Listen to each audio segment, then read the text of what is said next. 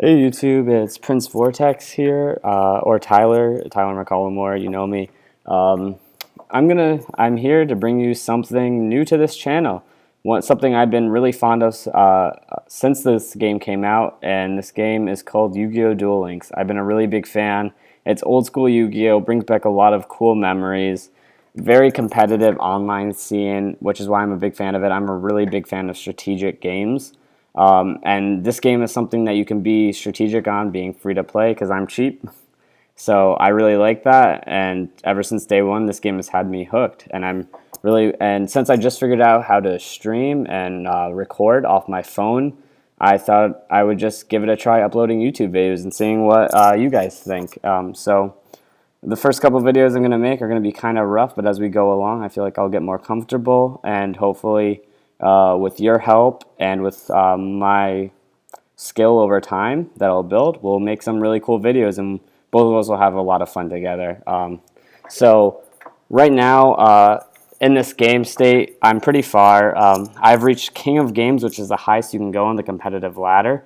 So right now I've been using Rex, and a really fun deck that I put together. I call it Gandora Tilt, but what it is it's a Titan Showdown Gandora deck. And what Titan Showdown does is, let me pull it up for you right now so you can read it, is whichever player has double or more life points, then the other takes double damage. So this pairs really well with Gandora, where you pay half of your life points to pop and destroy every card on the field. And now Gandora gains attack based on how many cards are destroyed, and he has a free direct attack at your opponent. So what this does is, with this ability, I'm able to destroy every card on the field and attack, and as long as his attack points are above 2,000, you're able to go for the one-turn kill or game. And cards that I have help me do this is I use Mausoleum to help me special summon Gandora without tributing, which is really clutch. And I also use cards like Blustering Wind, which raise my attack by 1,000 until the end of the phase. Which, if you think about it, 1,000 damage with this ability is 2,000 damage. So that's huge. And all the other cards are to help me do that.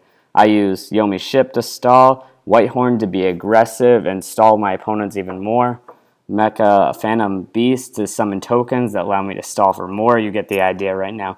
I use Rayuga Field because cards like Econ, Enemy Controller, Windstorm, Curse of Anubis, they're really the cancer of this to this deck. They block it off a lot and stop me from being able to take full advantage. Because the bad thing about Gandora is, after my turn, if he is sent straight to the graveyard, and basically that's game over because you just destroyed every resource you have. So this game is really destroyed by hand cards like Haribo, that just stop your attacks from the hand. So you got to be aware of that. But every other card here is to stall. And with that being said, I want to take you to some really fun replays that I've had with this deck. It's been a lot of fun when you're able to get the combo off. You're just like, it's a big fist pump moment. You're just like, yeah, this is sick. So first match I want to show you is a Rex Raptor versus Yugi Moto deck, and the Yugi Moto deck is a Grandpa's Cards variant using Red Eyes, which I think is one of the more fun variants to play. You use Red Eyes because it's a very quick engine that you can get a bunch of cards out at one time with cards of the Red Stone. And cards like Insight, you can just mill out your deck really fast and get all of the Exodia pieces. Sorry, it's late here, so I might yawn a little bit. Right now I'm in a college, top of a dorm, and no one here, we're just chilling. So, excuse me. Excuse me if this video quality is kind of bad. I'm still getting used to all of this. But anyways, back to the match. My opponent starts off going first and uses the Red Eyes Insight. Mill a Red Eyes, get a Red Spirit back to the hand so we can summon one. Very basic Red Eyes deck move. I start out with a pretty nice hand, able to. Sorry about that.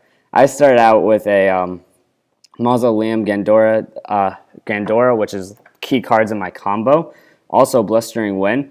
But I noticed if I was going to go for that combo, I wouldn't have game. I would be 100 life points short of reaching game.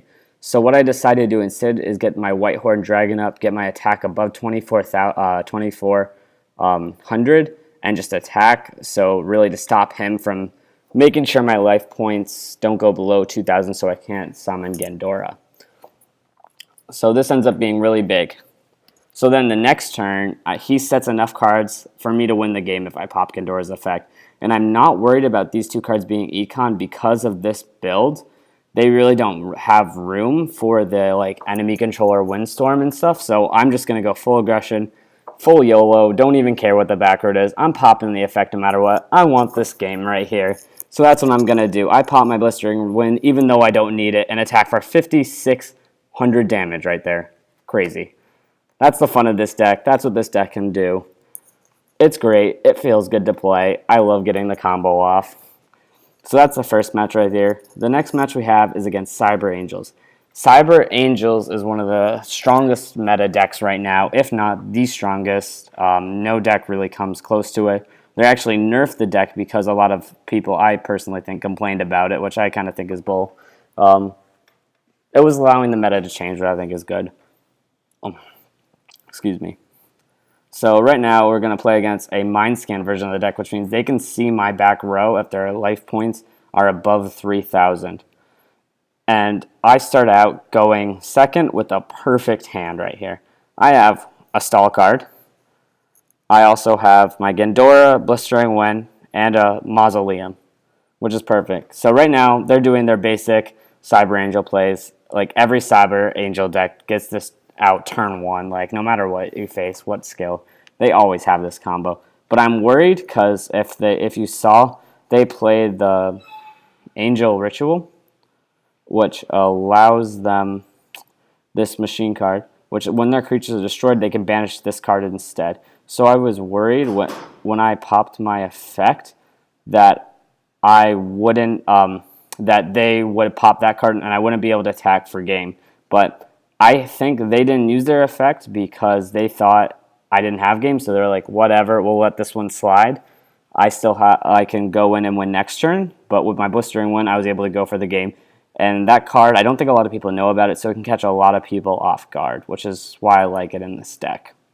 So then the last replay I want to show you is this Tay Gardner deck. This Tay Gardner is running Duel Standby, which means both of us get to start with one extra card. And this is a really cool deck because a lot of the times when you play your Gandora deck, your matches are really quick. They go 4th, 5th turn, nothing more, or else you lose because your deck isn't that heavy on resources. But this goes a lot beyond it, and it shows how far this deck can stall if it needs to. So what I first think when I see the Tay Gardner in this kind of build is I think they're going for mill. So especially if they place a face down. So I'm like, all right, mill's not a bad matchup. Usually mill, they don't really play a lot of econs. They play a lot of like faint traps, cards that stop you from attacking face down. So with Gandora, that's not a problem because I'm just going to destroy them before they can use them effectively anyways. So I'm not worried. I set cards. But then they flipped over Featherizer. And what that makes me realize is like, crap, this is a Gemini deck. All right, so change the game plan. I'm going to have to play this a little bit differently. So I set my Floodgate on the first turn to stop any big monsters that come out. And I set Rayuka Field to counter any econs that are used against me when Gandora comes out. But right now, all I'm doing is just stalling the game until I get all of the pieces I need. Right now I need a Mausoleum and a Blistering Wind. So I use the Floodgate on their big Gemini monster, but they have the polymerization so they can get their fusion monster out. This fusion monster allows them to get give all their Geminis their Gemini special ability, which is really cool because a lot of the Geminis have really good special abilities. Like this one right here, Darkstorm Dragon, he destroys all back row. So he's popping all his back row because it's going to get destroyed anyways. I can't really do anything about mine, so I just kind of let it slide. It destroys all his cards. He attacks the middle one, which happens to be my Winkaribo, so I can't take any more damage for the rest of the turn. Nothing strong for me. So my turn's over. He sends it back to me. I get the Mausoleum, which is great, but if I was to use Mausoleum Gandora right now, I would not have game. So I need to wait until I get at least one more piece or there's enough cards set on the field. And you can see this. Ooh, my mouth's getting dry. So this is actually really big. He attacked my token and banished it before he attacked my Mecha Fan Beast, which ends up really saving me right here and stalling out and giving me one more turn. as you said before I said this game, like Gandora decks, they don't go longer than the 4th or 5th turn. And you can see right here, we're in the 12th turn. So this is pretty crazy, and I'm getting pretty nervous that I'm not going to get out my combo. I'm almost like ready to surrender. Like, I'm really worried. So they pop the supervise because he already has the ability, so I don't know why he does this. I think he was planning on destroying it and then summoning a better monster. So what I do is I stop the supervise so it doesn't pop its effect. And then when he attacks, I use my magical harm tilt to stall me so I don't lose both my tokens. Now I actually use a misplay right here. So when I summoned, when you summon Whitehorn Dragon, you can banish all your opponent's spell cards. I didn't choose every one, so I didn't actually end up getting a higher attack than both the cards. I only got a higher attack than one of them, which ends up being a real problem. But luckily, I got the top deck of the century, hashtag heart of the cards, drew my blistering win. So now, when I summon Gandora, I'm going to have enough attack to win the game right here. And that's exactly what I do, is I attack for game, win the game, really crazy, long match, and that's not usually what you see with this deck, so I thought that was a really good game. I had a lot of fun playing against that deck right there. And with that, I'm going to end this video. That's the last replay I wanted to show you. So let me know what you think. If you have any suggestions, please leave them in the comments. If you want to duel me, my duelist ID is right down here. Feel free to add me. Leave a comment saying hi, that you added me.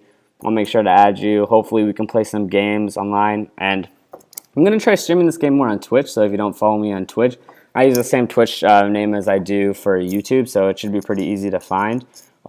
You'll see I also stream some speedruns of video games that I play there too, so be on the lookout for that. But with that being said, hopefully you're having a good day, and hopefully see you soon in the future. Bye.